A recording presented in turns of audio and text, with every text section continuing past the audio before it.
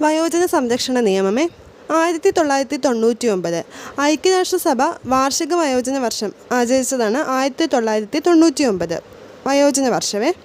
1999 ജനുവരി 13 കേന്ദ്ര സർക്കാർ വയോജനങ്ങൾക്കുള്ള ദേശീയ നയം അംഗീകരിച്ചു. അപ്പോൾ അതേ വർഷം തന്നെ ജനുവരി 13 നമ്മുടെ സർക്കാർ അംഗീകരിച്ചു ദേശീയ നയമേ.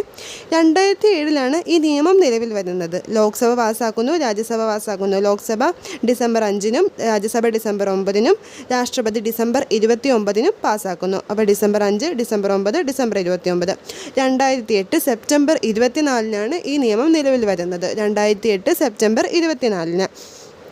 7 അധ്യായങ്ങളും 32 സെക്ഷൻസും ഉണ്ട്. അപ്പോൾ ജസ്റ്റ് ഓർക്കുക, വയോജനങ്ങളെ 7 ദിവസം സംരക്ഷിക്കണം അല്ലേ. അപ്പോൾ 7 അധ്യായങ്ങൾ, പിന്നെ 32 പല്ലും പോയവരാണ് വയോജനങ്ങൾ. അപ്പോൾ 32 സെക്ഷൻസും ഉണ്ടെന്ന് കിട്ടും. നിങ്ങളൊന്ന് കണക്ട് ചെയ്താൽ മതി. ഇനി മേജറായിട്ടുള്ള സെക്ഷൻസ് നമുക്ക് നോക്കാവേ. സെക്ഷൻ 4 മുതിർന്ന പൗരന്മാരുടെ സംരക്ഷണവുമായി ബന്ധപ്പെട്ട കാര്യങ്ങളാണ് ഈ സെക്ഷൻ 4 പറയുന്നത്. മുതിർന്ന പൗരന്മാരുടെ സംരക്ഷണവുമായി ബന്ധപ്പെട്ട കാര്യങ്ങൾ. ഇതിനുള്ള കോഡ് എന്താണെന്ന് വെച്ചാൽ 4 നേരവും നമ്മൾ മുതിർന്ന പൗരന്മാരെ സംരക്ഷിക്കണം എന്ന് ഓർക്കുക. ഇത് ശ്രുതീസ് ലേണിംഗ് ആപ്പിൽ നിന്ന് എടുത്ത കോഡാണ്. സെക്ഷൻ 5 സംരക്ഷണത്തിനുള്ള അപേക്ഷ. അപ്പം 5 അപേക്ഷ എന്നോർത്ത് വെക്കുക. ഇനി നമ്മുടെ ട്രൈബ്യൂണലിന് ഇടക്കാല സംരക്ഷണത്തിനായിട്ടുള്ള പ്രതിമാസ തുക നൽകാൻ ഉത്തരവിടാൻ കഴിയും. അപ്പം ഈ പ്രതിമാസ തുകയ്ക്കുള്ള നടപടി 90 ദിവസത്തിനുള്ളിൽ തീർപ്പാക്കണം. എത്രയാണ്? 90 ദിവസത്തിനുള്ളിലാണ് തീർപ്പാക്കേണ്ടത്. അടുത്തത് സെക്ഷൻ 7 മെയിൻ്റനൻസ് ട്രൈബ്യൂണൽ രൂപീകരണം.